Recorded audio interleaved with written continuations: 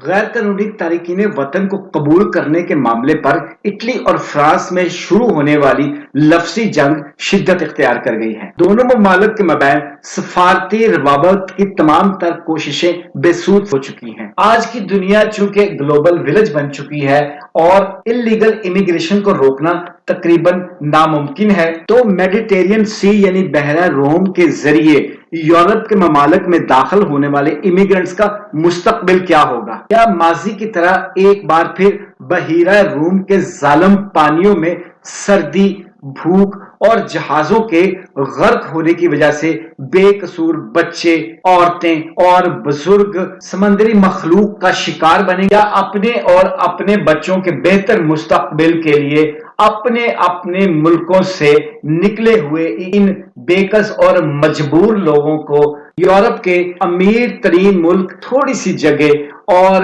چند بنیادی وسائل فراہم کرنے پر راضی اور متفق ہو جائیں گے؟ ناظرین، یہی ہے ہماری آج کی ویڈیو کا موضوع۔ تارکین وطن کو اپنے ملکوں میں قبول کرنے یا نہ کرنے کے معاملے پر ہائی وولٹ ٹینشن یا کشمکش کا پس منظر یہ ہے کہ اٹلی کے جزیرہ سسلی کے پانیوں میں تارکین وطن سے بھرا ہوا ایک جہاز، جس میں عورتیں اور بچے بھی شامل تھے، تقریباً 2 ہفتے لنگر انداز رہا۔ اطالوی انتظامیہ ان تارکین وطن کو کسی بھی طور قبول کرنے کے لیے تیار نہیں تھی۔ یہ ناروے کی ایک NGO کا جہاز تھا جس نے ان پناہ گزینوں کو گہرے سمندر سے ریسکیو کیا تھا، لہٰذا پناہ گزینوں کی جسمانی اور نفسیاتی ابتر حالت کے پیش نظر یہ جہاز فرانس کی طرف روانہ ہو گیا۔ بحری جہاز پر ناروے کا جھنڈا لگا ہوا تھا۔ فرینچ کوسٹ گارڈ نے اس جہاز کے پناہ گزینوں کو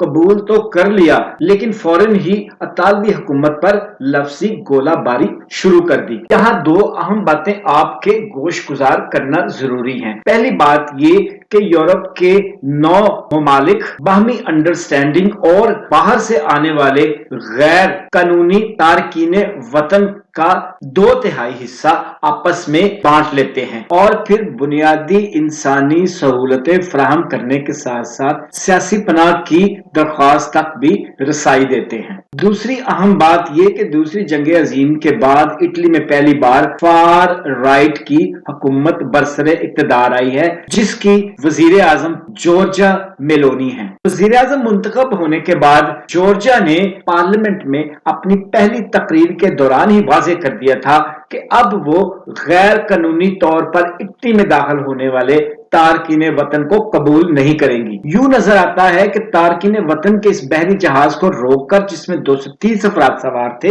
جن میں بچوں اور عورتوں کی بھی بڑی تعداد تھی، یہ واضح کیا ہے کہ وزیر اعظم اپنے عہد پر قائم ہیں۔ فرانسیسی حکومت نے اطالوی حکومت کے اس اقدام کو یورپین ممالک کے مابین معاہدے کی خلاف ورزی قرار دیتے ہوئے 3000 تارکین وطن کے کوٹے کو قبول کرنے سے صاف طور پر انکار کر دیا ہے اور اٹلی کے اس اقدام کو انکمپریہنسبل اینڈ انجسٹیفائیڈ قرار دیا۔ اس موقع پر دونوں ممالک کے درمیان ٹینشن کو کم کرنے کے لیے اطالوی وزیر داخلہ متیو پینتیدوسی نے جب یہ بیان دیا کہ جہاز کا رخ فرانس کی طرف موڑنے کا فیصلہ جہاز انتظامیہ کا اپنا تھا، تو بحری جہاز کی چیریٹی NGO نے فوری طور پر واضح کر دیا کہ پناہ گزینوں کی حالت بد سے بدتر ہوتی چلی جا رہی تھی، ہمارے پاس اور کوئی راستہ نہیں تھا، لہٰذا ہم نے فرانس کا رخ کیا۔ یہاں یہ بھی ذہن میں رہے کہ ایک عام تاثر ہے کہ اٹلی یورپ کے ساتھ امیگرنٹس کارڈ بڑی مہارت سے کھیلتی ہے۔ یوں اٹلی کو یورپ سے جب اور جتنی امداد چاہیے ہو فوراً مل جاتی ہے۔ آج 20 نومبر 2022، اگلے ہفتے اطالوی صدر سرجیو متاریلا اور فرانسیسی صدر ایمانوئل ماکرون کے درمیان اسی معاملے پر ایک اہم ملاقات ہونے جا رہی ہے۔ دیکھیے اس کا کیا نتیجہ نکلتا ہے۔ امیگریشن پلس کو سبسکرائب کر لیں تاکہ امیگریشن کے حوالے سے تازہ ترین خبریں اور تجزیے آپ کو بر وقت ملتے رہیں۔